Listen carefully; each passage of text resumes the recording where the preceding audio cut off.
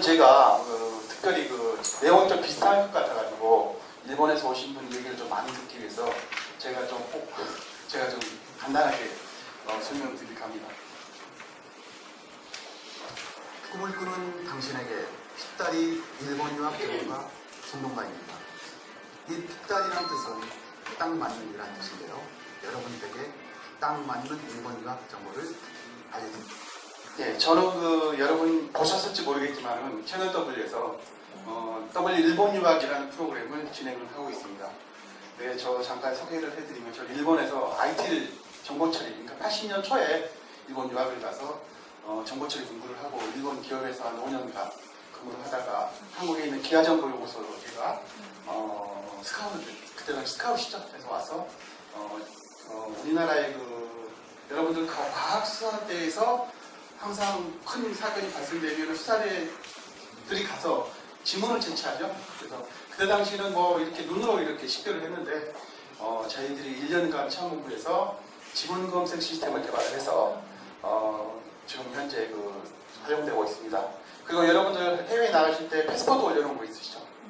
그 패스포트 리더기 그런 거 개발을 해서 제가 2005년도까지 우리나라 카이스트 코트라가 있는 나라들은 다 돌아다니면서 우리나라의 과학기술을 이렇게 안내하고 있습니다. 그리고 지금 이제 2005년도부터 제가 이제 회사 직장생활이 좀 힘들어져서 좀 고민을 하고 있었는데 일본에서 이런 유학 관련 일을 해보지 않겠냐. 그래서 제안이 들어와서 제가 시작했는데 지금까지 일본 유학 관련 일 그리고 여러분들 잘 아시다시피 한국 한일연 교사연구회 사무실이 저희 사무실 주소가 똑같아요. 여러분들 항상 공문 나갈 때 보면 여러분들이 가끔 저한테 연락을 주시고 그러시죠? 하고 있고요. 오늘은 제가 간단하게 일본 유학 왜 일본 유학인가 간단하게 설명해드리고 그 다음에 일본 유학 어떻게 하면 되는가 정보 그 다음에 여러분들 자료에 보면은 이거 일본 대학 관련된 자료가 있습니다. 그래서 여러분들 참고로 제가 설명을 해드리려고 했는데 오늘은 제가 여러분들 학교에 가서 한번 보시면은 일본 학생들이 전문학교나 대학 갈 때 어떻게 하면 되는지 참고가 되실 거라고 생각합니다. 회사는 강남에 저희가 이제 강남에 위치하고 있습니다. 혹시 여러분들 강남에 오시면 한번 들려주시면 제가 차를 한 잔 꼭 대접하겠습니다. 그리고 이제 지사가 오사카에 있습니다. 지사가 오사카에 위치하고 있고요. 일본 유학 가는 친구들이라든지 또 게스트하우스, 그 다음에 이제 일본 유학 최신 정보를 저희들한테 이렇게 전달을 해주고 오늘 내용 보면은 이제 왜 일본 유학인가 여러분들 잘 아실 거예요. 오늘 여기 나오고 있는 내용들은 최근에 뉴스에서 많이 나온 내용들이거든요. 그래서 보면은 가장 놀랄 일들이죠. 졸업 유예자. 혹시 여러분들 졸업 유예자 많이 아시죠? 여러분들이 열심히 가르쳐가지고 대학을 가기를 희망했는데 졸업을 한 학생들이 있는 거예요. 그것 때문에 굉장히 많은 국고가 손실되고 있다고 하는 거예요. 이렇게 지금 많이 일어나고 있고 그 다음에 보시면 4년제 대학교를 졸업하고도 일자리를 구하지 못한 실업자가 40만 명을 돌파했습니다.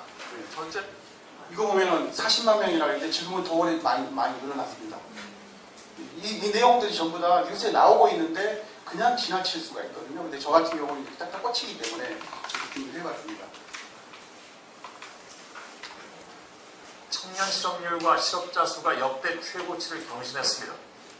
그게 매일 나오죠. 최고치 경신했다는 거. 이런 것들이 최고치 경신하고 지금 19년 우리 또 이렇게 갱신을 계속하고 있는 상황이에요. 아까 말씀드렸듯이 사회적 비용이 2,500억. 대단하지 않습니까?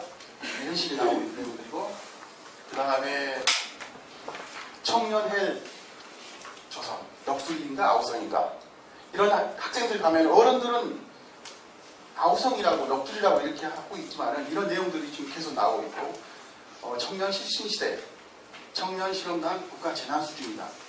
이런 내용들이 이런 타이틀들이 뉴스에 계속 나오고 있는 걸 제가 감추려가지고 여러분들에게 말씀드립니다.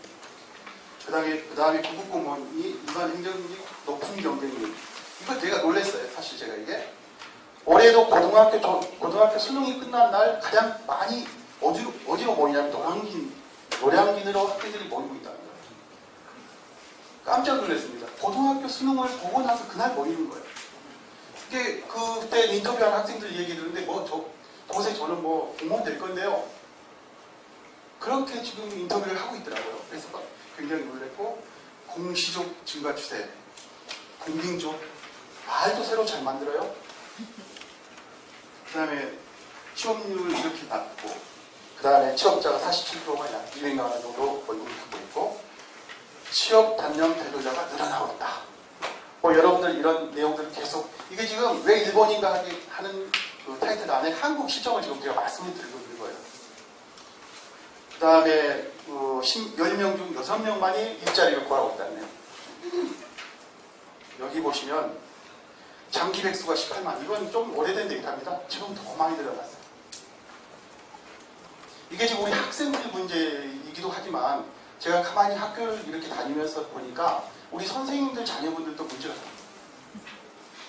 그 다음에 여러분들 그 남자 자녀분들 그리고 고3 학생들 선생님들 계시면은 제가 학교에 가서 특강을 많이 하는데 남학생들한테 군대를 가기만 한 학생들 손 들어보세요 하면은 거의 안 들어요. 근데 이거 보면 놀라지 않습니까? 경쟁률이 7.5대 있어요. 군대를 가고 싶어도 못 가는 거예요. 그러니까 너무 취업률이 그러다 보니까 군대로 몰리고 있는 거예요. 그리고 제가 그 남양주에 살고 있는데요.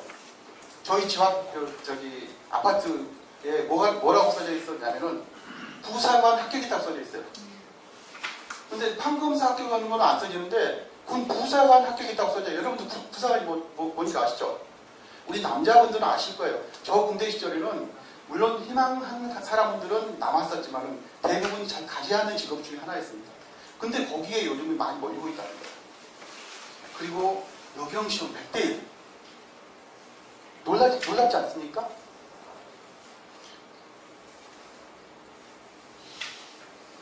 이게 설명을 제가 하다 보면 시간이 많이 걸립니다. 간단하게 제가 말씀드리면 우리나라 10대 기업이 우리나라 총 GDP의 80%를 차지하고 약 80%. 근데 거기에 수혜자가 왜 우리나라가 지금 이럴까? 여러분들 우리나라 잘 사는 나라입니까? 못 사는 나라입니까? 선생님들 한번 대답해 주십시오. 제가 학생들한테 항상 물어보거든요. 우리 대한민국이 잘 사는 나라일까요? 못 사는 나라일까요? 네? 동계 하계 올림픽을 치르고 치른 나라 중에서 나라가 그리고 인구가 5천만 명 그리고 3만 불 GDP 3만 불 이상의 나라가 몇 개 나라 정도가 될 것 같습니까? 동계 하계 올림픽을 치른 나라가 겨우 8개 나라예요. 근데 그 중에 3만 불이 넘은 나라는 딱 7개입니다. 대단한 나라 아닙니까? 저는 이제 조금 전에 말씀드렸듯이 우리 코트라가 있는 나라를 많이 다니면서 느낀 건데 정말 우리나라 대단합니다. 제가 작년에 베트남 갔는데 하노이에서요. 끝이 보이지 않을 만큼 하얀 리무진이 지나가는 거예요. 저 리무진이 어떤 리무진일까 봤는데 삼성전자 리무진. 삼성전자 출퇴근시키는 리무진. 하노이의 청년들이 저 리무진에 타는 게 로망이라는 거예요. 국립대학에서 한국학과가 엄청난 인기를 찾고 있다는 거예요. 자, 그리고 제가 이제 제 딸이 영국에 살고 있어요. 영국에서 이제 영국 유학을 가서 지금 거기에 가장 큰 패션 회사의 헤타로 일을 하고 있는데요. 제가 가끔 가보면은 히드로 공항 가보세요. 우리나라 전차업체 쫙 깔려 있습니다. 대단한 나라예요. 그리고 제가 출장 이렇게 갔다 보면은 정말 우리나라만큼 이렇게 우리나라에 물건들이 많이 나와 있고 우리 대한민국의 의상들이 엄청 올라와 있다는 걸 느낄 거예요. 근데 사실 내국에서는 여러분들 어렵다고 하지 않습니까? 그게 왜일까요? 아까 말씀드렸듯이 대기업의 총 GDP가 80% 차지하는데 거기에서 수혜를 받고 있는 수혜자들이 몇 프로 정도 될까요? 어제도 제가 이 얘기를 세무사 직원들하고 얘기를 했습니다. 겨우 4%라고.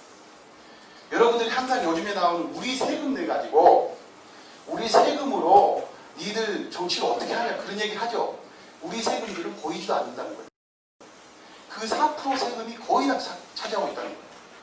그 수혜자가 겨우 4%인데 나머지 96%가 80%, 20%의 어떤 경제 영역 안에서 아웅다웅 하다 보니까 내수가 어려운 나라예요.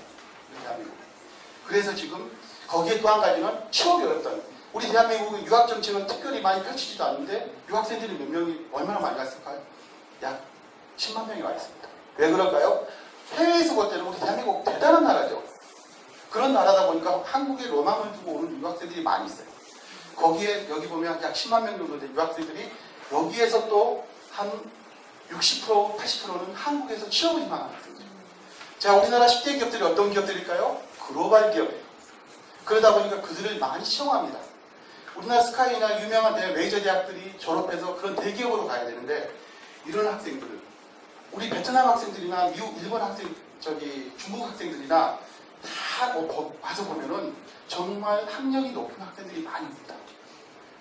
다는 아니지만은 그런 학생들이 많이 와서 그 중에서 60%, 70%는 한국에서 취업을 희망하기 때문에 우리 메이저 대학 졸업 학생들하고 그들하고 또 경쟁을 하다 보니까 이렇게 취업난이 계속 오는 거예요.